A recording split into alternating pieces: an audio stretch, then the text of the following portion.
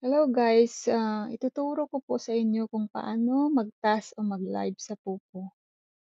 Click Pupo, then click live. Pipiliin nyo po ang chatting. Kung magcha-chat lang po kayo, magla-live kahit may ginagawa po kayo, pwede po kayong naka-open lang po yung cam nyo. Singing kung kakanta kayo, dancing kung sasayaw kayo. Dito po tayo sa chatting. Click chatting, then go live again.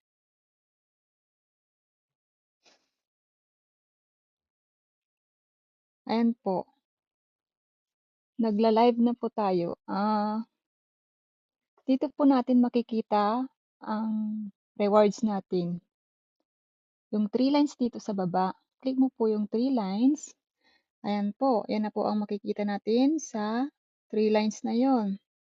Makikita po natin dito ang